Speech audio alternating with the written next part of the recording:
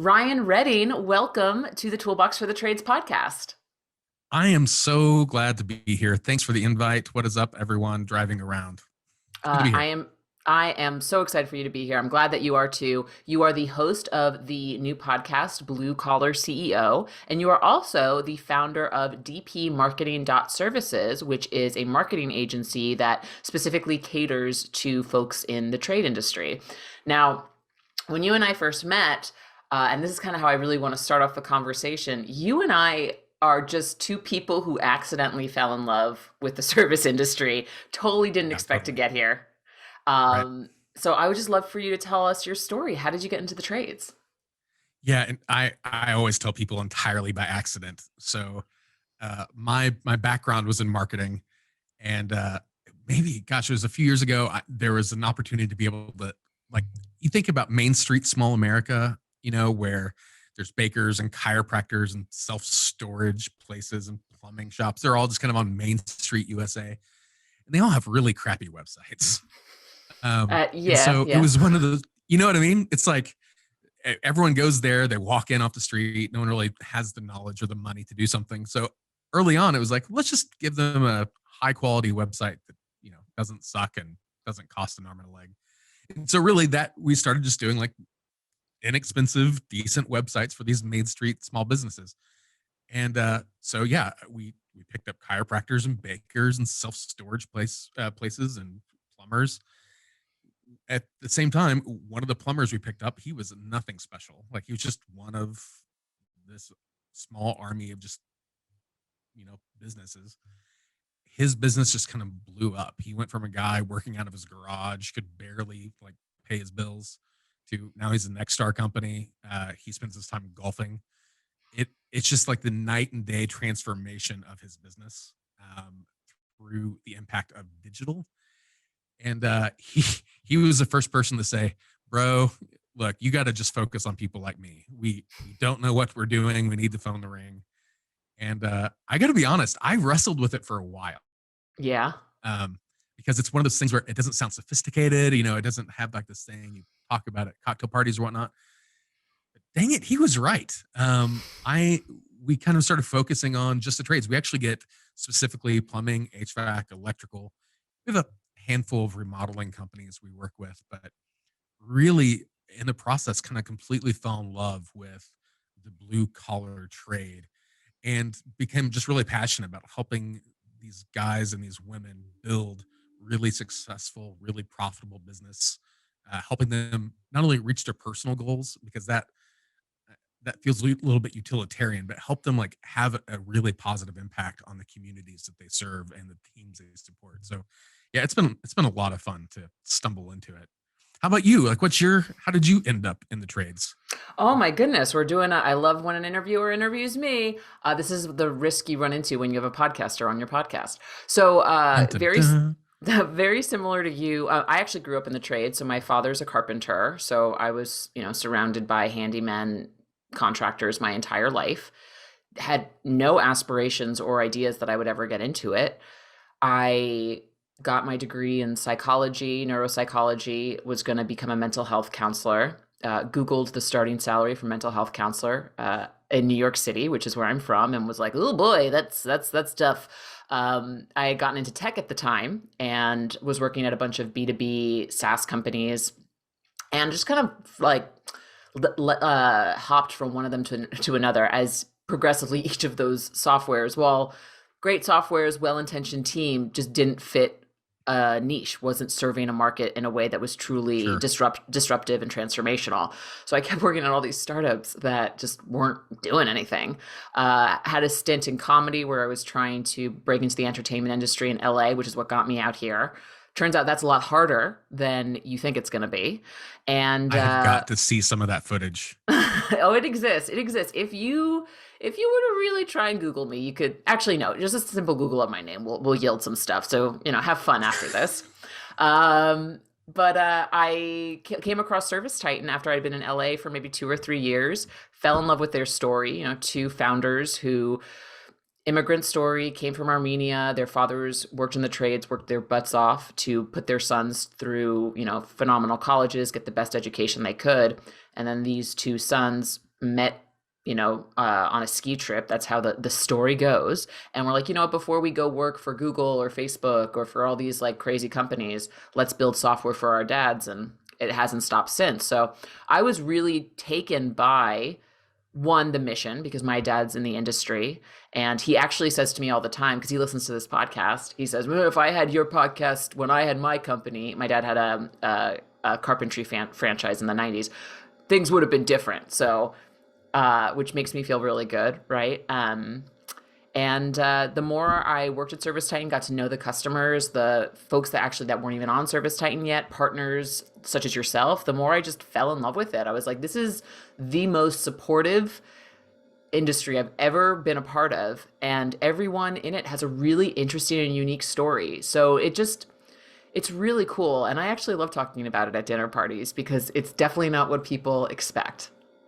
Yeah, totally. And it's funny hearing about your dad because my dad had a similar background too. He was in pest control Ah, and did pest control really until the .com thing started taking off, and people stopped using the Yellow Pages and started using AOL and or Ask Jeeves or whatever the big search engine was pre 1996.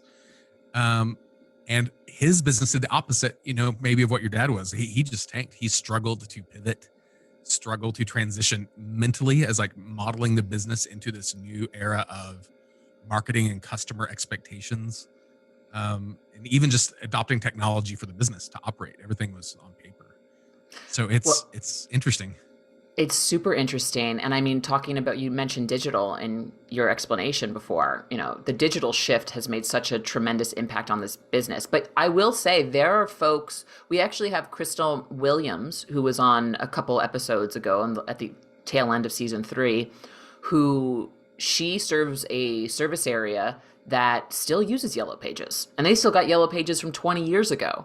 So it's so fascinating to be able to see the different like makeup of the country and how what works in terms of marketing for a business in Atlanta works so different for someone in, say, Plano, Texas, just because of the types of customers that are there. And I imagine that within your role, you probably have clients also all over the country, maybe all of over North America, and you probably have to make those pivots a lot, don't you? Yeah, that's one of the both fun and interesting things about what we do. So we're very narrow on the companies we work with. And so because of that, we can work with companies kind of across. So our guys are all over the US and Canada. But some markets, we can be really, really laser focused on what we do and have a massive impact. Some we have to get really clever. But what comes to mind is we actually work with a company in Denver, which when most people think Denver, big metro area, like very affluent, very economically and ethnically diverse, they are a 97-year-old company, which is rare in the trades to begin with.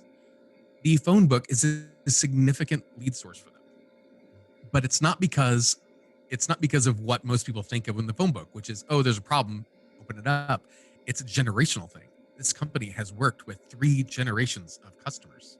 So great Mm. grandma worked with the same company as grandma, worked with the same company as mom, and now like kids are coming into the picture. So they just pass down this like family knowledge, the phone numbers that are written down like in the silverware drawer. They just pass them down the generations. It's really, really fascinating how that's playing out. That is really fascinating. So this client specifically, I really would love to just learn more about the types of tactics you implement for clients across the continent. For that one in particular, like when you said that to me, I was like, okay, so it's a generational thing. If I was in that business, I may be thinking, all right, how do I get my name out there still? Because eventually that piece of paper that's in the silverware drawer underneath something is going to get lost or it's going to go away. Sure. So, what kind of work do you do from the marketing perspective to strategize against that? Yeah, so the whole point of our focus right now is essentially replacing a generational segment that's dropping off. And that Sure. sounds really weird and really cold, but we're kind of saying, hey, people over 65, you guys are rocking your phone book number. Like, great. We're going to narrow our focus and we're going to focus on the emerging demographic that's coming into place. So we focus really hard on digital strategies because that's the native language of the generation like born in the 80s and after, right? Is digital So it's for us, it's kind of it's not replacing their mix, it's augmenting what they've already done for decades, way before us and way after us. Uh, but to bring them into a new customer segment that hasn't been cultivated to date. Interesting. So what do you, so I love this. I'm trying to think. So I'm in that age bracket, right? I should have a house, but I live in Los Angeles. We established that. I don't have one. But if I were a homeowner, in my early 30s, what kind of messaging would you give to me as someone who was raised in the digital world, and you have this client now who's been around for 97 years? Like, what kind of levers are you pulling? Are you working on brand campaigns? Are you getting them ramped up on social? Are you doing email, PPC, SEO, a little bit of everything? Yeah, so our preferred approach, the nerd term for those who aren't marketers, is called omnichannel. It essentially means you're doing different things for different reasons. However, at the end of the day, you're moving everything forward, right? So for that specific client, we're doing a combination of unbranded, organic, branded search. We're doing a lot of top of funnel things. They do sponsorships with local TV stations for sporting events. We do a lot of things on social, including getting into TikTok, which has been a lot of fun. So we're trying to essentially do up and down the funnel and fill out those segments as we move forward. Direct mail, in our experience, tends it can go either way. If it's a company that has a brand presence and a previous customer base, it's a really, really efficient way to cultivate leads. If it's cold outreach, if it's an unknown company, for instance, if a company comes into a market space, if they're focusing on direct mail, either email or physical, sometimes we find it's not super efficient. So in this case, because of their customer base is so dang huge, it's a super fantastic tool. And even if they haven't been a direct customer before, they know someone in their family's history has. So it's been passed down.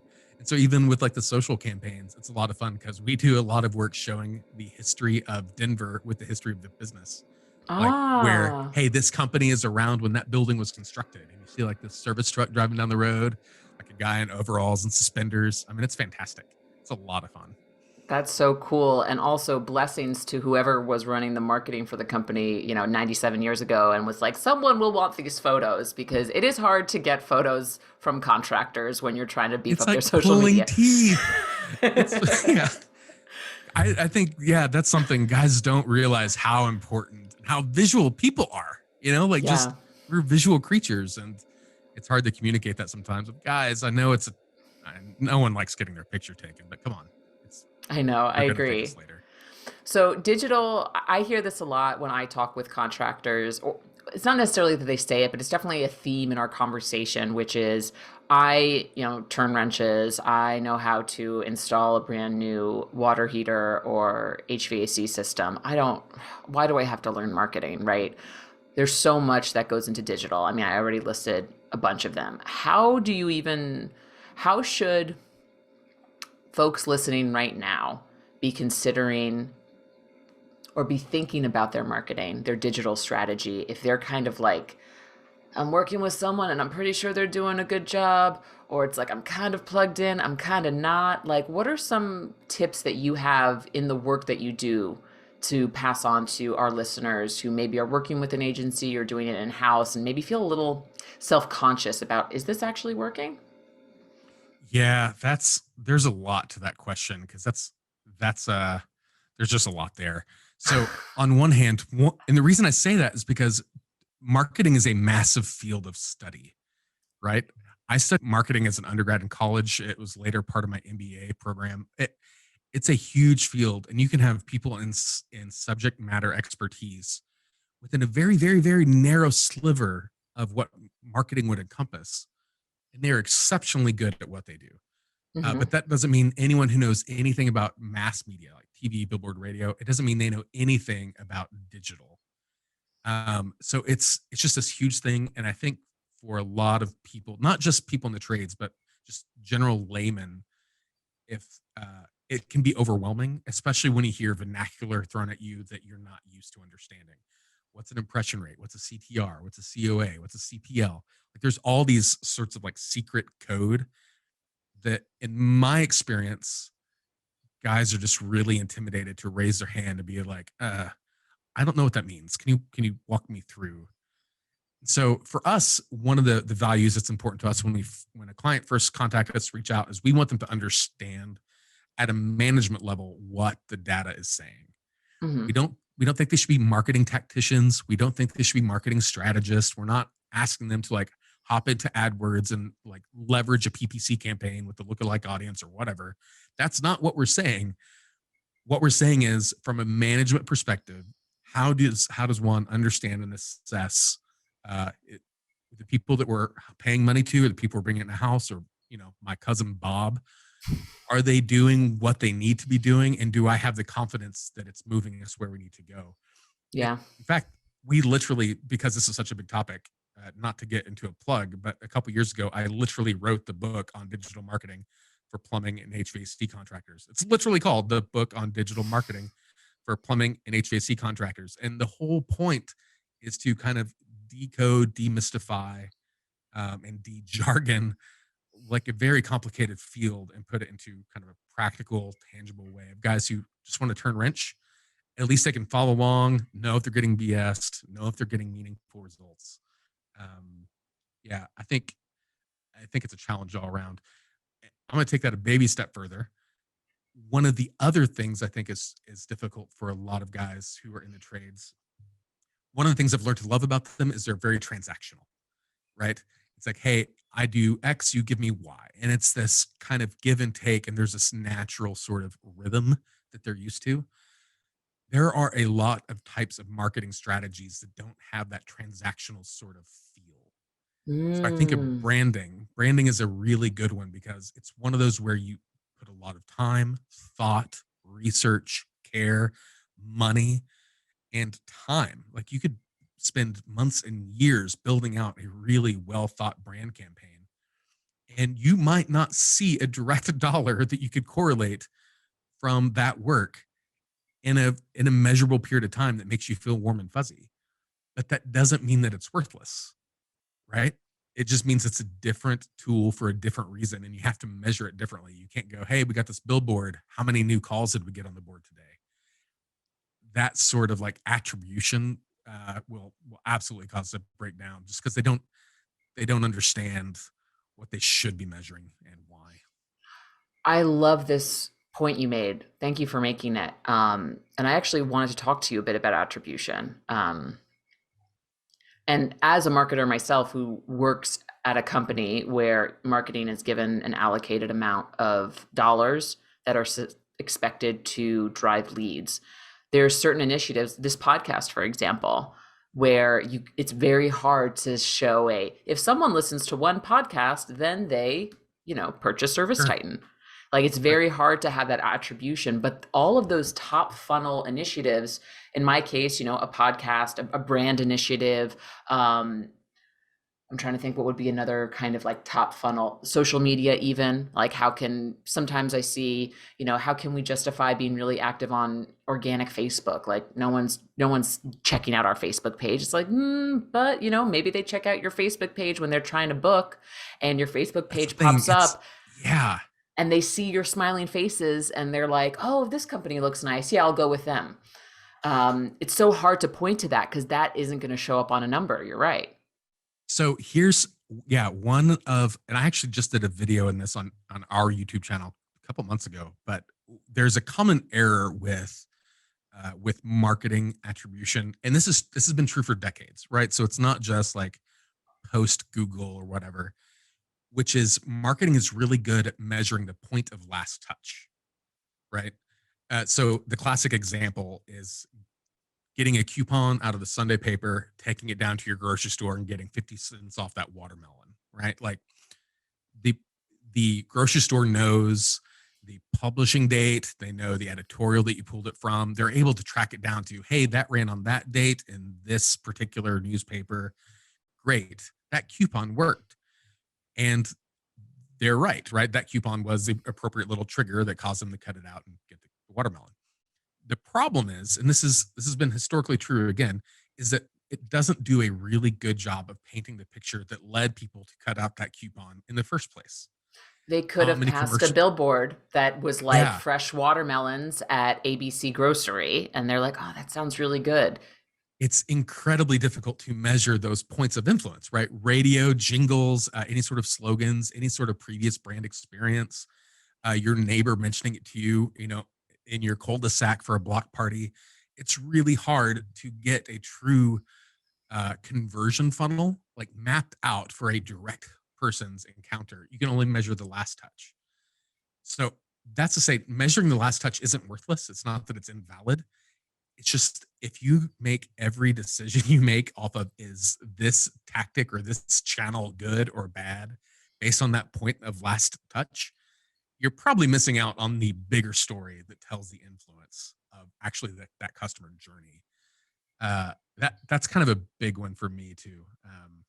And I think the coupon is just an easy way to kind of help put it in people's mind on those things. And to be honest, it goes that way with brand campaigns because people don't realize I'm a huge, huge fan of top of funnel marketing. I don't love paying for radio time. I don't know of another medium which gets inside people's bones as efficiently as radio does over time.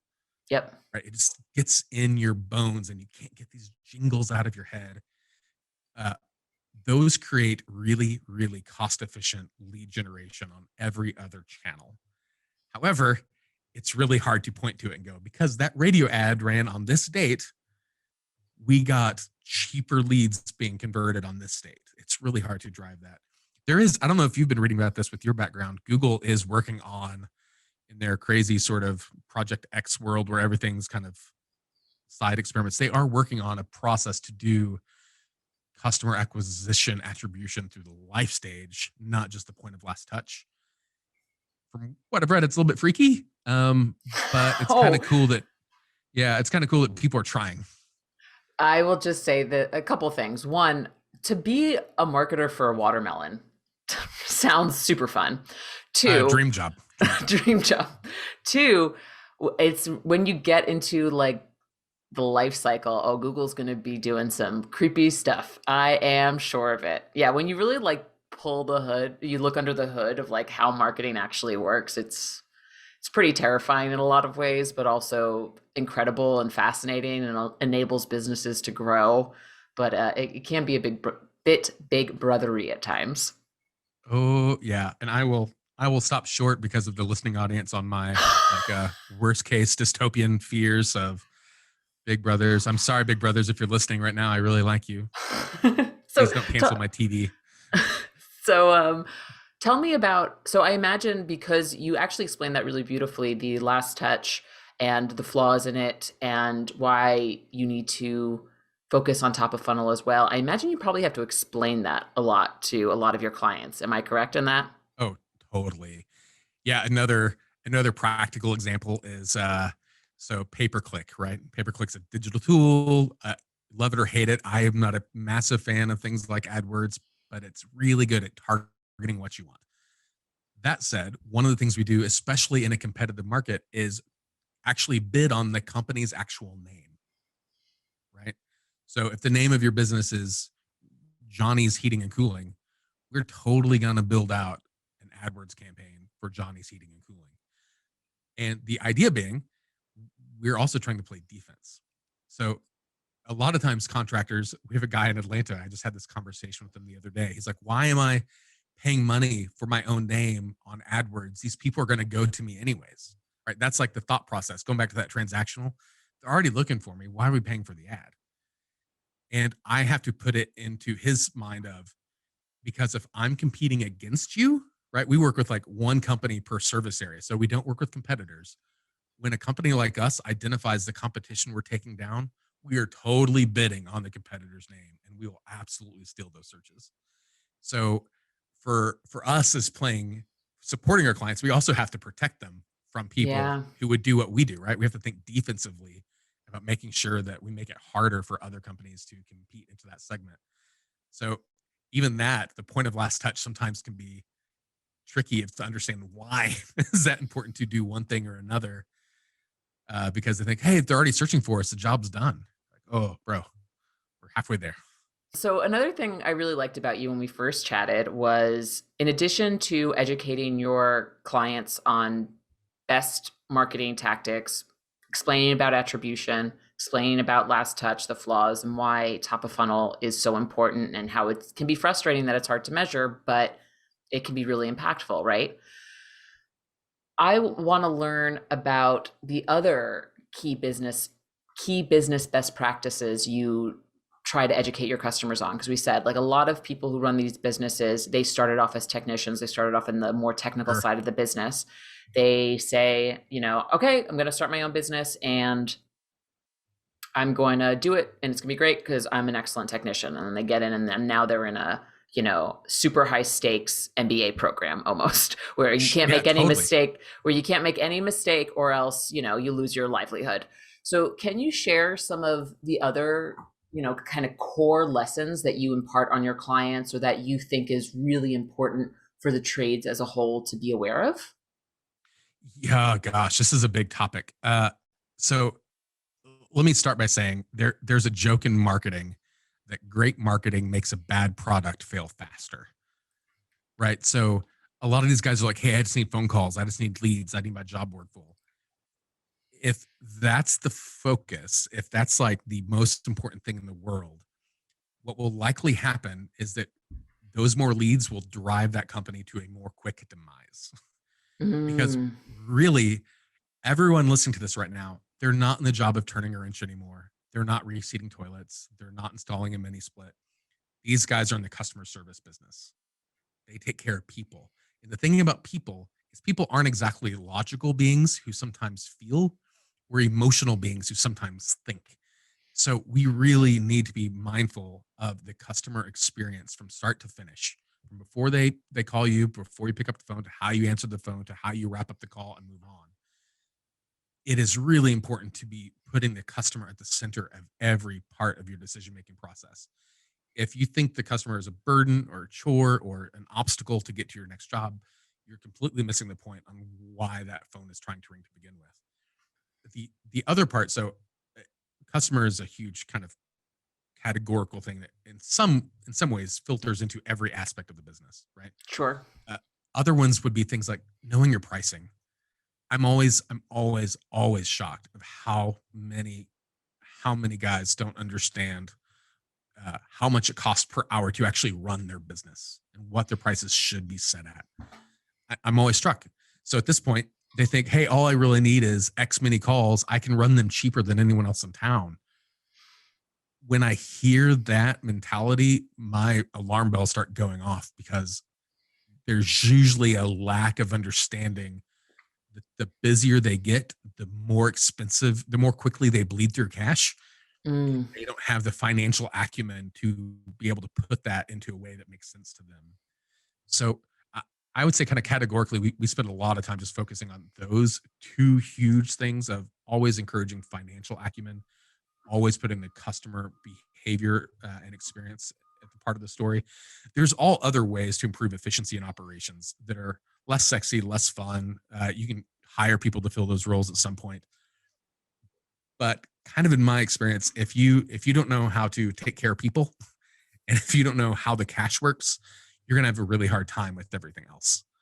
Um, so we spend a lot of focus there. Other things that are really important that are sometimes higher level, like when guys are wanting to transition from a $3 million company to a $10 million company, Oh, such a big our jump.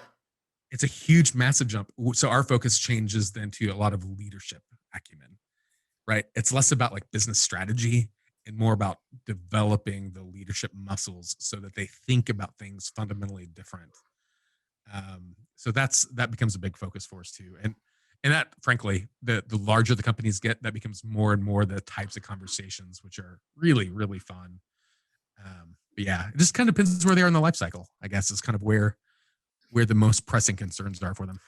I love that. And you actually just gave me an interesting way to think about it, because I'm always thinking about, all right, what's the difference between a company that pulls in 750,000 a year versus a million? What's the difference between a million and 3 million, 5 and 10, 10 and 15, 20 plus? And leadership, the more I talk with folks, seems to be the thing that really you need to work on yourself. I had Keith Mercurio on last Oh, season, and he said that owners, if you want to grow and you want to hit those double digit million dollar marks, you need to focus on your leadership. Like there's no other way to do it, because it sounds like that financial acumen, price your services right, figure out how much it takes to run your business and how much it's going to run your business as it grows and scales. That's like check number one. Check number two, are we taking care of our customers so we're getting a good reputation in the community, people are coming back, all that stuff. Check number two. It sounds like once you have finances and customer service down and you figured out a way to do it efficiently, you figured out a way to scale it, now it's time for you to turbocharge yourself as a leader and make other leaders within your company. Yeah, I would totally agree with that. There's always ways to kind of outsmart things. You can improve efficiencies by how you organize and stock your truck before the day starts. But at some point, that's just going to help you save money. That's not really going to be the thing that boosts your revenue, boosts the footprint of the company over time. The thing that will really scale the business, not just help you trim the bottom line, but really expand the top line, is absolutely leadership. In fact, I would put it to say, a lot of guys forget, but right when all this stuff with COVID first started happening in like early 2020, there's a period of time there where it felt like every hour, like things were so dramatically changing so quickly. People were stressed, they were anxious, like it was weird, right? I don't want to experience that again.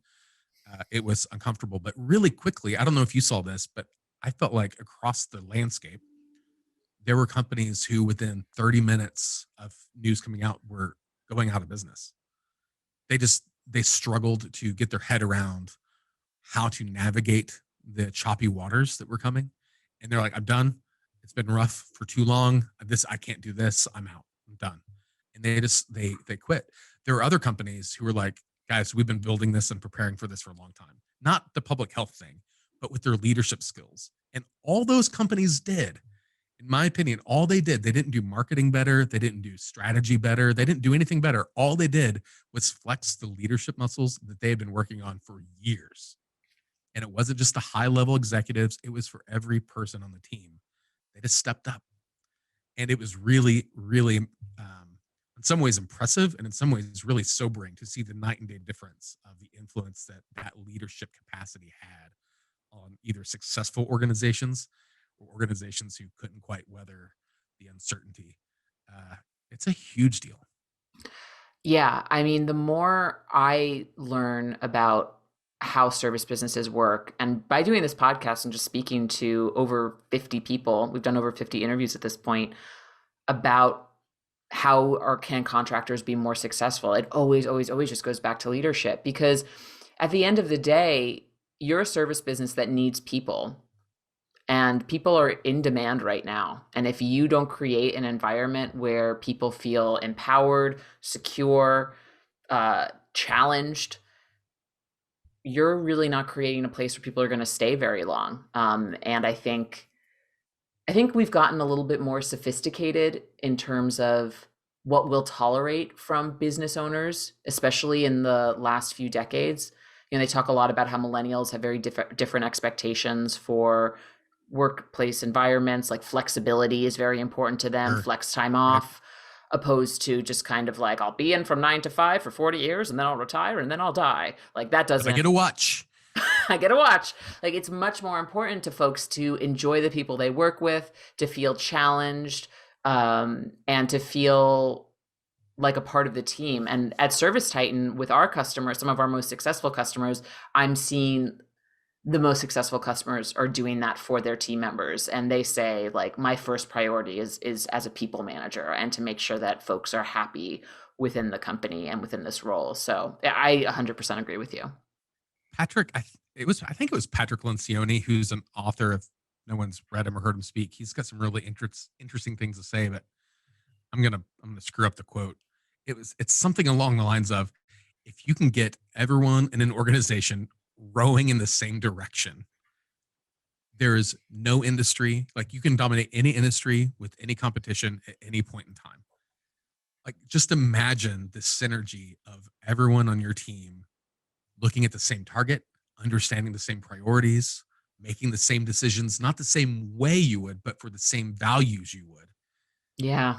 Nothing companies could not accomplish if they had that sort. And really, That's not having the right people in place necessarily. That's not doing things smarter than other people. That's just having a team led by solid leaders rowing in the same direction. It has nothing to do with smarts or luck or skill at that point. It's just, are you investing in yourself and your people? Yeah, kind of a bit of a kind of contradicts this podcast a bit. Top tips, tricks, and tactics to dominate your industry. Spoiler alert: it's leadership. Yeah, so there you go. There's 50 episodes condensed to a soundbite. You're welcome. It took you that long. Thank you so much, Ryan. I'll retire after this episode. So I would love to hear. So we talked finances, customer service, leadership. Those are your two big three. Can you share with me an example where you had a client who you coached on this and they put it into action and they had really excellent results? Either Gosh. topic. Yeah, we've got dozens of cases like that. It's sometimes I tell people these stories and they think I'm like BSing them because they're borderline dramatic. Like we literally have cases where guys will call us.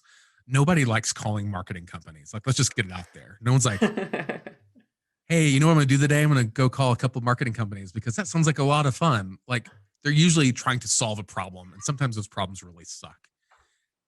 One particular case comes to mind of a guy who's, I didn't find this out till later.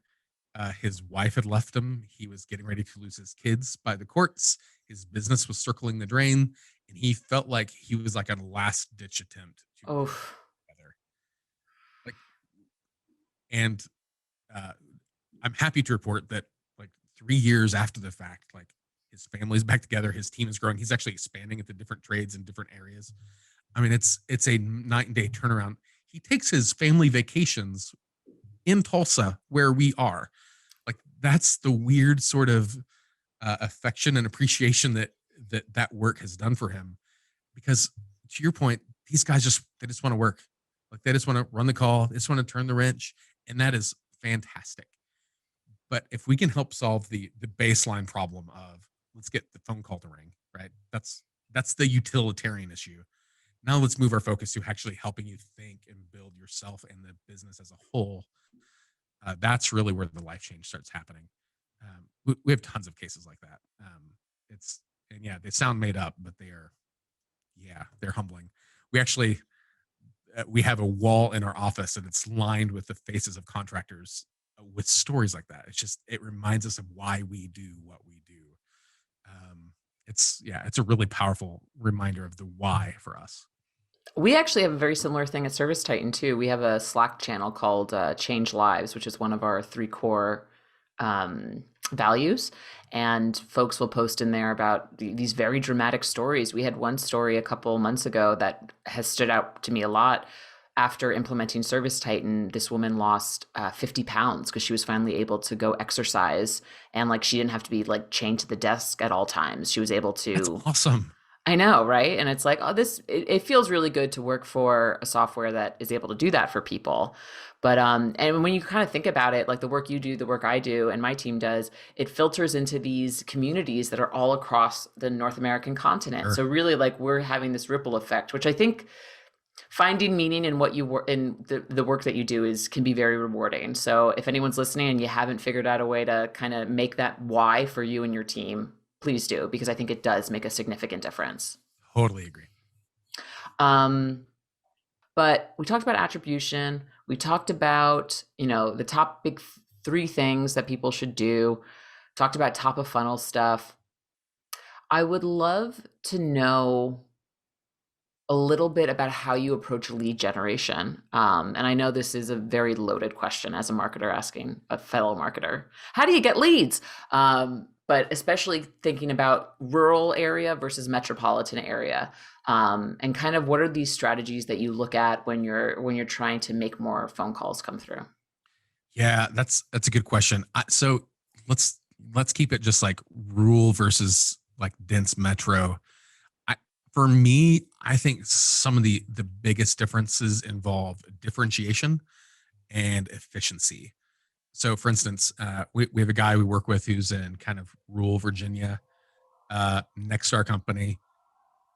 He's running a multi-million-dollar multi-trade business because he's the only one in a 3-county area who thinks about business the way he does. Right? His trucks have awesome wraps. He puts a lot of focus on service. He uses Titan, so customers get these text notifications when guys are being dispatched. It is heads and tails above anyone else in his 3-county radius. So it's really easy for him to stand out, right? And because of that, because it's really easy, he's able to be really, really efficient with other things. He doesn't have to do AdWords. He doesn't have to do like Facebook lead ads.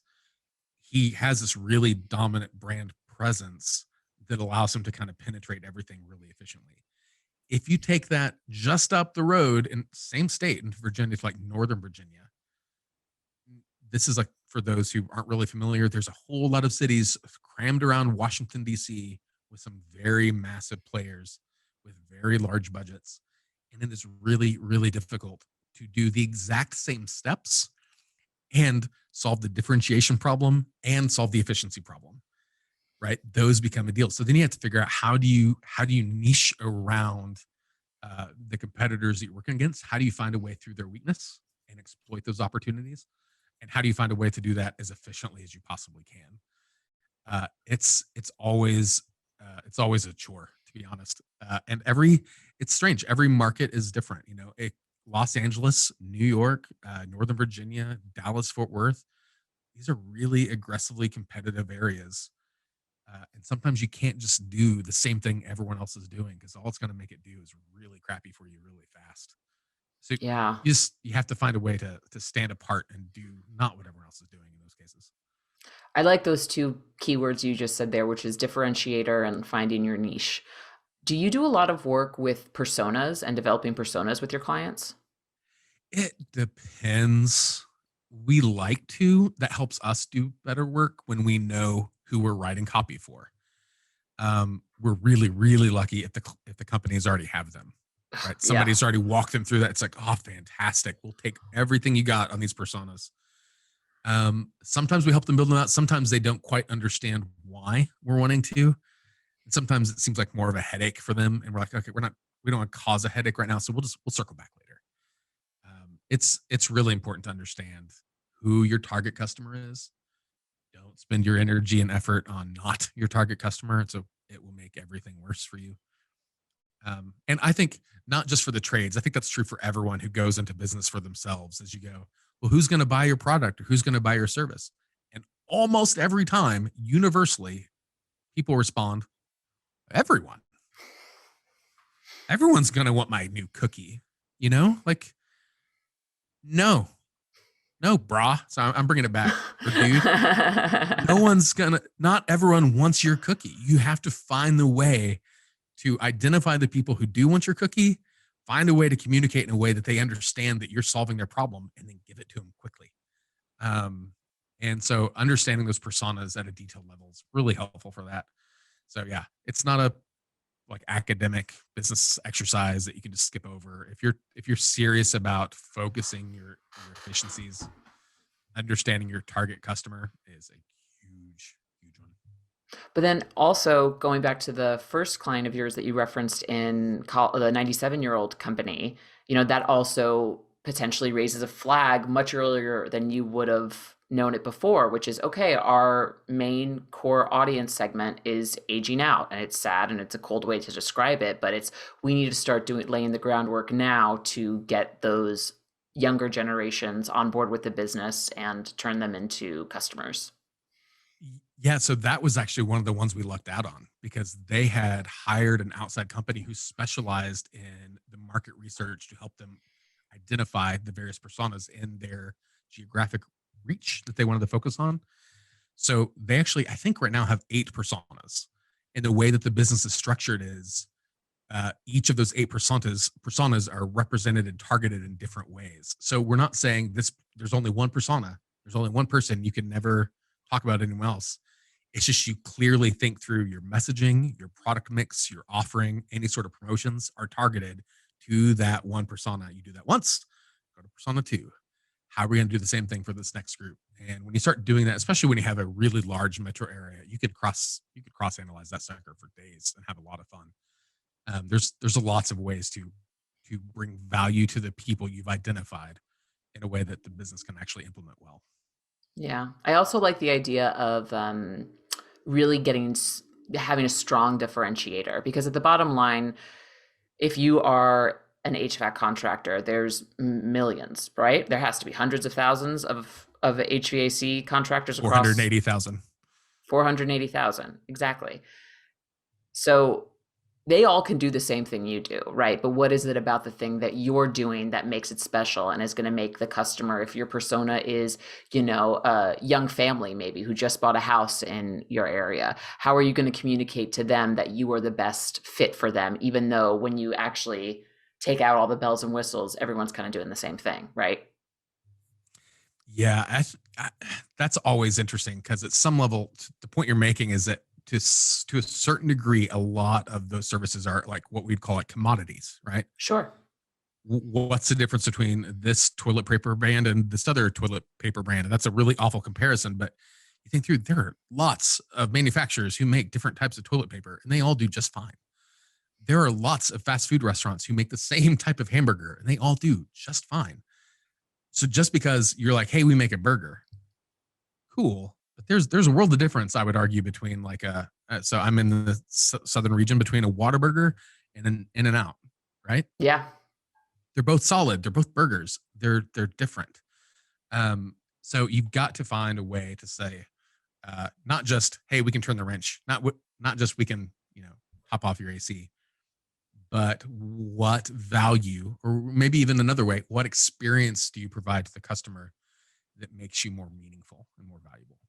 Yeah. And that's a tough question to answer for a lot of people. I have a question for you, just as a marketer in general. Do you get really excited and geek out when you are properly targeted and you can tell, Totally. like, oh, they I know me have so well? I have a drawer. This is nerdy. I have a drawer full of either like emails I've gotten, like physical mail I've gotten, like stuff I'm like, son of a gun, you did really good. Yeah. And actually one of them just went out of business. There was a bank called Simple. Did you ever hear? It's like a digital bank. No. They just like merged. They were acquired by, I think, BBVA, and BBVA's kind of sucked them up. I'm still bitter about it, but everything Simple did was brilliant, like brilliant. And I would save every email, like literally, I felt like a nerd. It was just so well thought. And so what would happen if people just did like that all the time? I mean, it was such an enjoyable experience working with Simple. Better On days. this Better days. better. Well, I think that's actually one thing that contractors can do is they're trying to wrap their head around marketing, trying to become more marketing savvy as they work with agencies like yours or with an in-house marketer, right? Is to think about how you were receiving ads and messages. It's really interesting. I feel like once you turn that switch on, obviously you and I are both in the marketing world, so it's kind of always on for us. But when I first got into marketing, when I made that switch, I was like, oh crap, like, huh, all right. I see this and I see what's effective and I see what's not. Like I look at the direct mail pieces that I receive that I throw out, and I look at the direct mail pieces that actually make me stop and go like, huh, that's interesting. So I think that's a good tip for folks to do. Do you have any other like tips for owners or operators who are just like trying to just be more savvy about marketing? Yeah, I still kind of come back to the old school thing of like know your messaging. I think messaging is really really difficult, and I think a lot of times it gets glossed over. I think people are so drawn and so compelled to a good story. Mm, Um, right. So even today on Facebook, I was one of the companies we work with. They got a lead, and literally the lead came in and was like, "Hey, I'm in that red house down the corner that my uncle Bob got for me, and so's neighbor. I need a price on my AC." And for a contractor, they're just like, they just mean that, okay, got it. We're gonna go out and give you a quote here. But for people, we just naturally communicate with stories. That's how we fall in love. That's how we remember things. That's how we talk to each other. Um, and sometimes we forget about that. hmm We focus on the steak and not the sizzle. And the more companies can dial into not only what story they're telling, but how are they crafting those messages in a way that connects with their targets, in a way that accurately portrays the brand promise and brand experience that the company can provide. The companies that can do that well cannot be stopped. Like they will be extremely effective. A good one that comes to mind, like not a trade, but to help people kind of wrap their head around it. I feel like Wendy's is always dialed in on their messaging. Yeah. Always. From Twitter to TikTok, everything that they touch is like, holy Moses, they know exactly who they are. They know exactly how they're penetrating the noise. They are differentiating themselves. They put on a masterclass on leveraging messaging at a high level.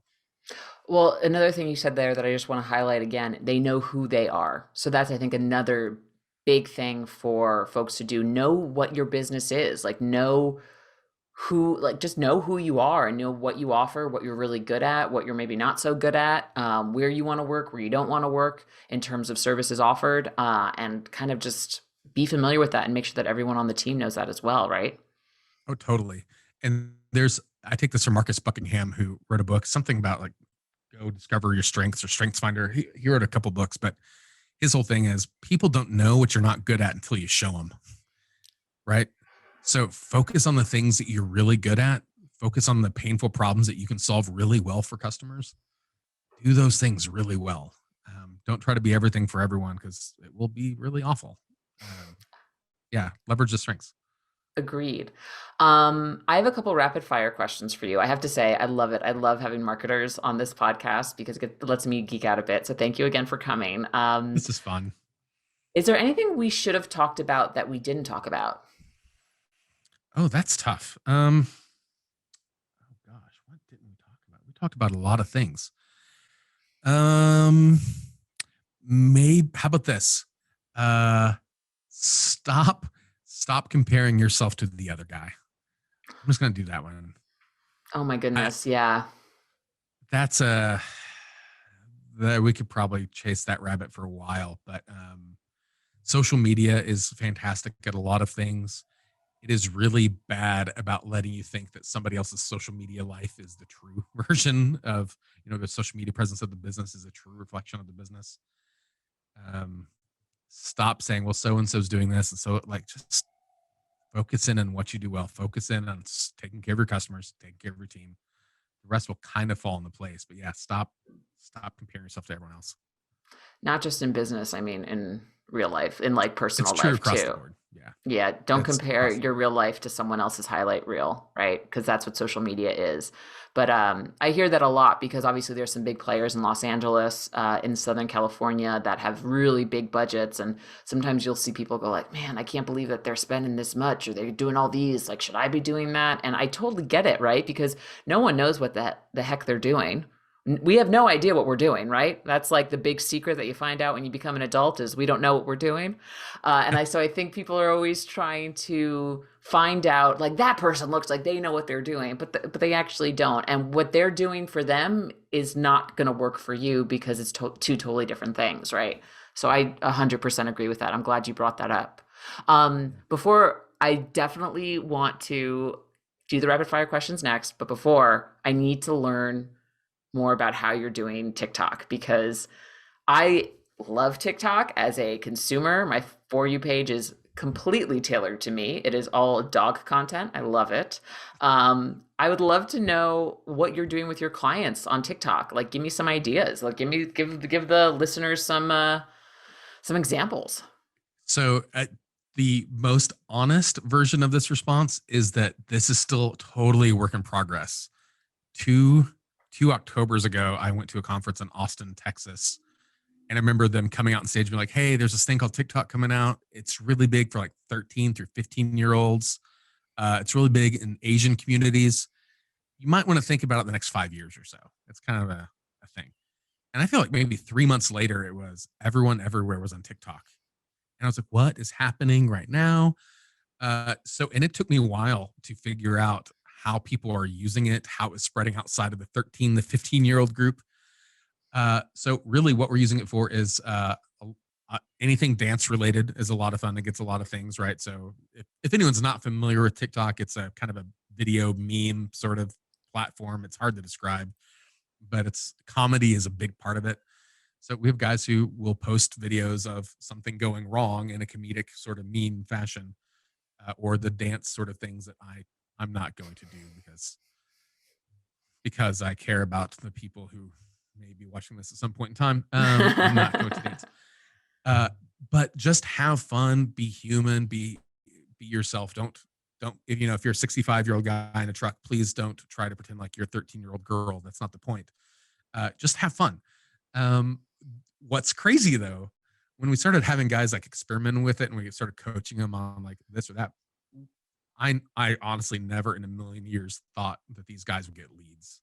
I was like, okay, it's just something else to add to the mix. Eventually this age group will age up. They'll become paying customers at some point. These guys get leads, like actual literal people saying, hey, I found you on TikTok. And I'm like, that's nuts to me. Everything about that transaction is nuts. So I don't feel like we have a good grasp yet because TikTok doesn't have geographic borders necessarily, so it's really hard to say, hey, we're going to localize content for just people in Tulsa, Oklahoma. We're still trying to figure out exactly how to scale that well, but it's been a lot of fun to try. So yeah, if nothing else, have fun, go out, try, watch the dog videos.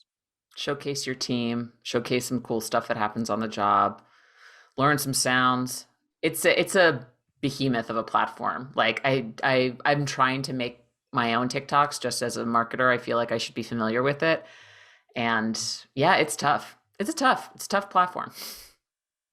Yeah, we had one guy the other day. They did a voiceover, like the owner of the company did like this voice email to everyone on the team about, hey guys, here's the things you need to know for this week, and it sounded very like angry school teacher talking down to the pupils. And so he did like a voiceover video where he's speaking the words, through her audio. It was hilarious. Something about seeing a bearded man driving down the road in a truck with a 32-year-old woman's voice. That was fantastic. Oh, I love that. Oh my goodness. This has been a great conversation, Ryan. I'm going to hit you with some rapid fire questions. Are you ready? Let's roll. How do you take your coffee? Straight up black and nerd coffee. I'm very nerdy in my coffee.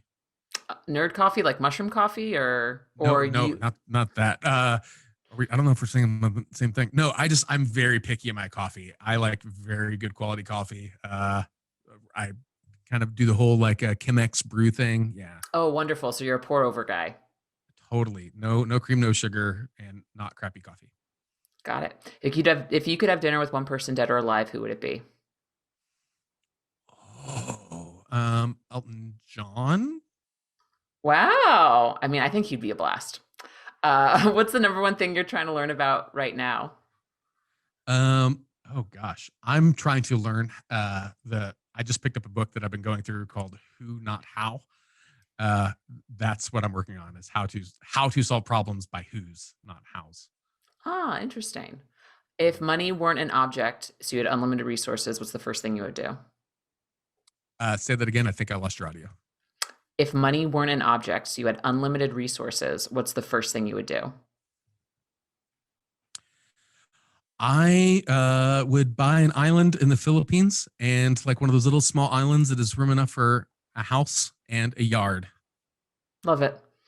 What's the number one thing every contractor must do to run a successful business? Hire smart people. Finally, any more book recommendations? You've actually given a few throughout the episode, but any go-to books that you would like to refer? Yeah, that's a good one. So anything Patrick Lencioni is really good.